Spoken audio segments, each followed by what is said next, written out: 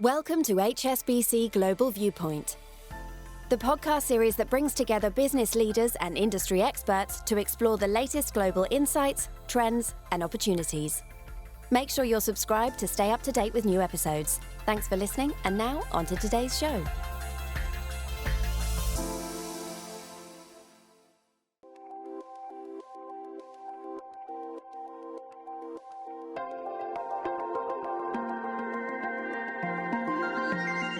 Hello from Hong Kong and welcome to Under the Banyan Tree. I'm Herald and Fred, Head of Asian Equity Strategy at HSBC. The eyes of the world may be focused largely on the Middle East, but the ripple effects can be felt around the globe, not least here in Asia. They can indeed. I'm Fred Newman, Chief Asia Economist. Asia plays a huge role in the global energy trade, but this is about more than just the price of oil. It's economic growth, exchange rates, risk aversion, and of course much more than that.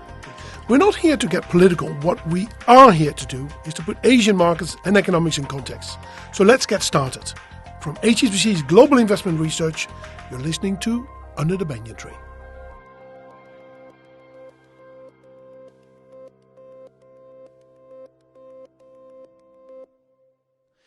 Let's begin with some numbers to set the scene here. Asia is a primary destination for Middle East oil exports. In fact, China alone bought around 80% of the crude oil that Iran exported in 2025, which amounted to about 1.4 million barrels per day. That's right, Fred. And the four biggest economies in the region, that's China, India, Japan, and South Korea, all rely on the Gulf for more than 50% of their oil imports. And in most Asian markets, the net import bill for oil and gas is at least 2% of GDP. So, Fred, oil obviously plays a major role in the region. Before we go and talk about which countries are exposed, can we just talk a bit about the mechanics? Why is oil important to these economies? And what are the sort of transmission mechanisms that we see typically as oil prices go higher? Well, just before we answer that, Harold, I think it's important to say that this is clearly a human tragedy above all. It's not just about the price of oil or the impact on the global economy, but Absolutely. For most, there are human lives at stake across the entire region. So, with that in mind, of course, it is worth looking at the economic developments, but certainly that shouldn't be forgotten. Now, to run an economy nowadays, you need energy, and most of the energy comes from oil still, whether it's transportation or even for heavy industry, for example, airplanes, plastics. I thought actually a lot of economies had gone into renewables. The oil base changed. They have, but the core is still really oil, fossil fuels. Unfortunately, we're trying to get away from that, but that certainly is there. Now, if you're an importer, and the price of oil goes up, you're paying more for the imports. And that's a cost that you have to pay, whether it's consumers have to pay more for the oil or businesses have to pay more for it. And that means a rise in global price of oil means that an importer has to pay out of its pockets more to other countries to import this stuff. And that's hits your pocketbooks. It makes you poorer and it raises prices. So you have both inflation and it's negative for growth. And that's why if you're an oil importer, it's not necessarily good news if oil prices go up. And this is the risk here, that if you see a spike in oil prices, you're going to see higher inflation and weaker economic growth in these economies that import oil, of which we have a lot of them in Asia. Yeah. I can understand that. But typically governments would do that, not consumers or companies, you would think, or is that... Well, everybody who uses oil ultimately pays for it, right? Yeah. So whether it's a person filling up the gas tank or the motorcycle at a gas station, or whether it's governments that come in and buy large oil for the military or even deep for the population. That makes sense. So, for example, I know that some listed companies in India, for example, they're what we call marketing companies. So they buy oil and then they sell it as diesel and gasoline or whatever to people who have got cars. But their prices are very often fixed by the government. So, then either the government or these companies have to That's right. So traditionally, up until about 10 years ago, it was that in many countries across the region, and indeed in many emerging markets and even some developed markets, the price of oil was kind of fixed by governments. They subsidized it or they regulate the price, so the cost would have been borne by certain importers. But what we've seen over the past 10 years or so is that governments have stepped back from regulating these prices. Even in places like India, for example, the price of gasoline now is much more free-flowing, mirroring global oil prices. And that means that governments are not really holding on to the price anymore. It fluctuates much more. That is, if you have a rise in global oil prices, it immediately affects how the increase is reflected in the change in the price of oil. Yeah, that's right. India's done it. I think Indonesia did this to a large extent. And also certain countries, and I'm thinking about China here, they have a sort of strategic reserve, right? They got sort of a pool of inventory that they've bought in case prices go higher and there's a shortage and that they don't run out. The very large countries in the world have obviously the luxury to set up reserves, and they can kind of smooth out fluctuations in oil prices by releasing oil into the local market or holding it back. But that's really, so the U.S. can do that, maybe some European countries at the margin. China can do that in a large way. But most other countries, smaller countries don't really have these large facilities. So generally, the smaller the country, the more easily the price of oil feeds through into the gas pump sticker price. Now, China is interesting because it's the world's largest really consumer of oil, even though it's trying to get away from that, and also was a big buyer of Iranian oil.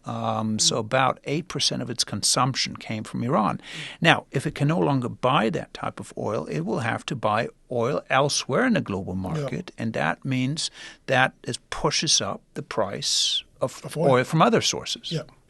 Okay. Does it also impact exchange rates? I'm quickly thinking. Because if a country needs to buy more oil, that means it needs to sell its own currency to get dollars.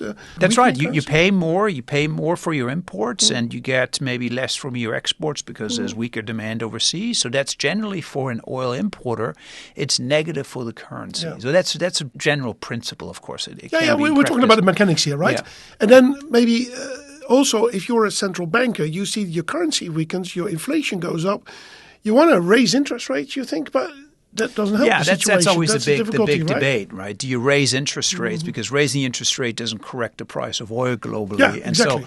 So why do it? But yes, if oil prices rise and the currency weakens and there is inflation that can start to bubble up in the economy, central banks can't just sit back and just ignore it, because if it becomes too persistent, too long, you've got to come in and tighten policy. So generally speaking, that adds then to the economic burden, because you see tighter monetary policy than you otherwise would, and that's also not good for growth. So think of higher oil prices not being good for growth and leading to higher prices.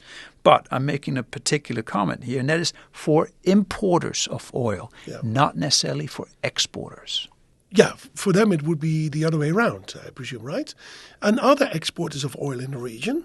So that's interesting. In Asia, we largely have large importers of oil. In fact, Asian economies tend to be very large importers because often there's very little production onshore, and also because these are manufacturing, heavy industry-driven economies. But we sort of tend to think of three exceptions in Asia to this broad rule. One is Malaysia, which actually has net oil exports. So if you take oil and gas typically, and they export more than consume, so they actually, they're an exporter. And so they would, at some sense, benefit from higher oil prices, although it gets more complicated. But generally, they're okay when oil prices go up. Then you have Indonesia, which produces oil, but not enough to fully cover its demand onshore. So they're still a slight net importer, even though they produce oil. They used to be a big oil importer, but over the years it has declined relative to domestic consumption. But there's a new kid on the block when it comes to oil and gas, and that is Australia. Australia has developed massive gas fields sort of in the northwest of the country, and they're now such a big producer, particularly of gas, that they're probably no longer a net importer. They're roughly balanced as well. But that's a huge change from many years ago. But over time, they are becoming a bigger player in the international markets. That's right. As a supplier of gas. Yeah. Okay, so through inflation, exchange rates, and potentially how central bankers respond to this are some of the mechanics that filter through the region, right? If you would now say, put some of the countries that are most exposed to this, which are the countries and the economies that are most exposed to higher oil prices in a negative way? And are there ones that you say, well, those are kind of in a much better position? So the way we look at this right from the top is to look at the net trade balance of oil imports and exports and gas imports and exports. And then we kind of looked at relative to GDP. So what you find is that an economy like Thailand, Korea, Taiwan, they are major importers, net importers of oil and gas. And so the price goes up of oil and gas, usually they run in tandem, they pay much more. And that's accounting for the fact that they also export stuff, but they import more than they export. Yeah. So as you mentioned. And what about India? India is also quite exposed. So India is often put in the category as being highly exposed. However, is actually not as exposed as other countries are, but partly because India is less of a heavy industry-driven economy. So per unit of GDP, they don't require quite as much energy than, say, some of the industrialized countries in Northeast Asia do. But also because the Indian government has reduced its subsidies and price controls, India has become so much more efficient in using these price controls we spoke about in the beginning. Yeah, so consumers are much more careful about how much they use, and if the price goes up, then they immediately they switch or they drive less or whatever. And so actually we see that the sensitivity of the Indian economy, of its currency to oil, has actually declined quite a bit. And that's a positive development. And if we put this in a sort of a historical context, for example, in India, 10 years ago, they would import more, so they would be more sensitive. But now there are other sources of energy they're using as well. So not only have they taken these price restrictions away, but also they're using solar and wind and nuclear and hydro. And this is a very important point because we talk a lot about climate change. There's, of course, a need to move away from fossil fuels to reduce carbon emissions. But there's another advantage if you move towards solar energy, wind energy, is that you reduce your economy's exposure to oil imports and price fluctuations.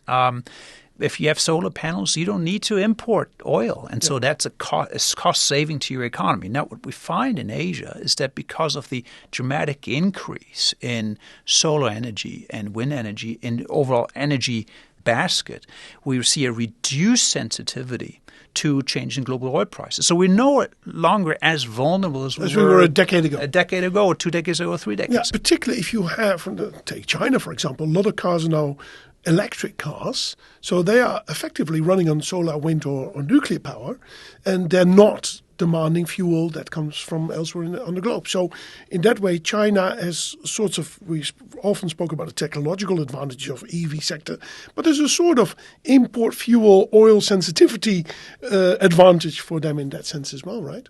Yeah, there is. There's a cost saving, there's an environmental saving.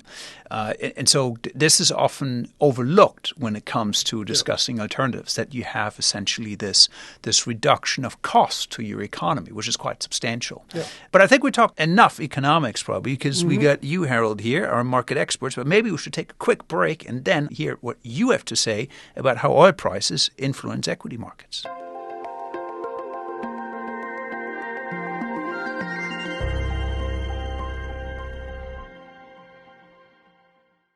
So, Herald, how as an equity investor do you think about this?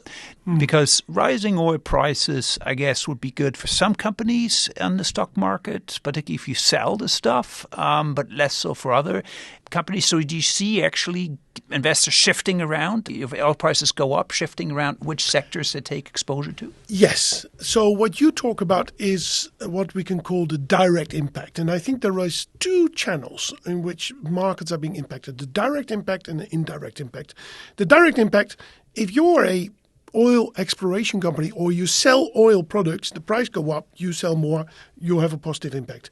If you buy oil, you're an airliner, for example, price go up is bad news for you. So that's a direct impact. Of course, sometimes travel will be impacted if these tickets prices as well, but this is broadly speaking the direct impact. Also, another sector that is direct impacted is shipping generally. The part of the shippers do oil tankers. If prices go up or down, it impacts demand for that, and that means that these oil tankers get more expensive to rent if the demand goes up, or if there's too many of them and demand is weak, then the prices for the oil tankers, they respond from hour to hour. So, for example, at the beginning of this year in Asia, if you wanted to get an oil tanker for a day to import oil, it cost you $30,000 for a tanker a day. Now that is $200,000. Now that's bad news if you need these tankers. It's good news if you have these tankers and you lease them out.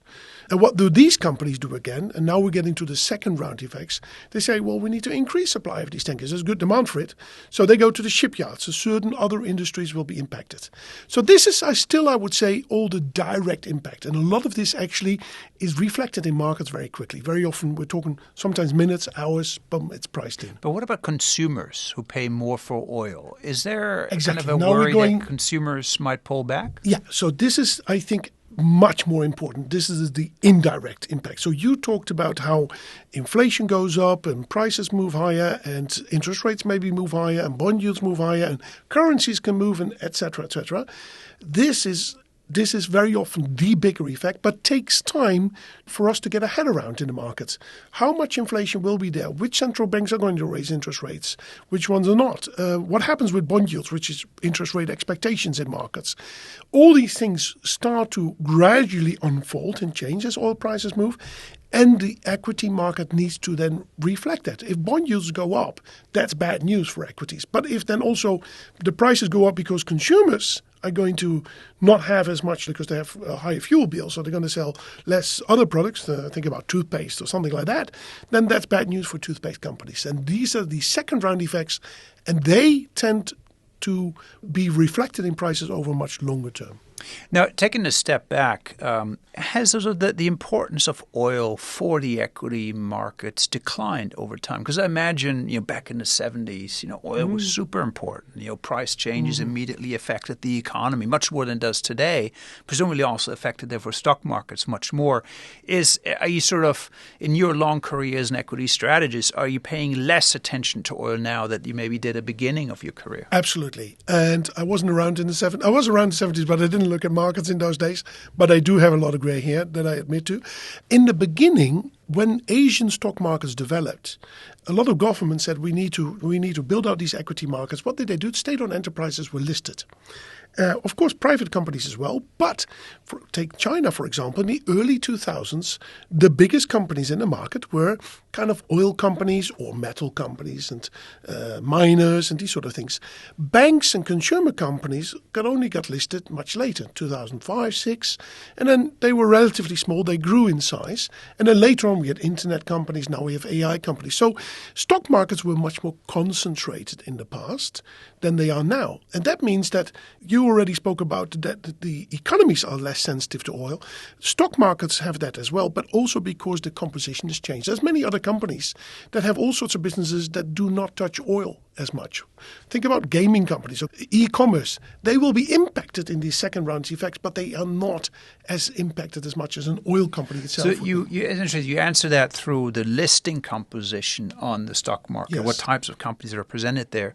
But then there's also the other argument from the economist's perspective, probably the impact of oil on everyday activity has diminished. Yeah. It doesn't matter whether oil is 60 or 80, broadly speaking, whereas maybe it had mattered a lot 30 years ago. Exactly. So volatility in oil, therefore, also presumably has less impact generally on the equity market. Because the economic volatility or economic sensitivity is lower, but the market sensitivity or exposure to oil in the direct channel is now much lower as well.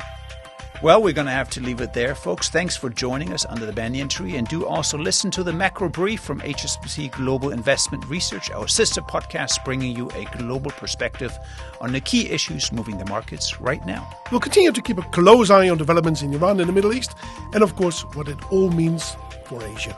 For now, though, it's thanks and goodbye till next week.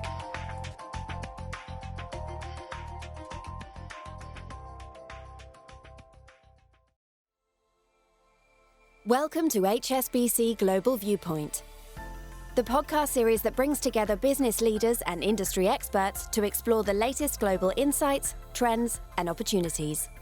Make sure you're subscribed to stay up to date with new episodes. Thanks for listening, and now on to today's show.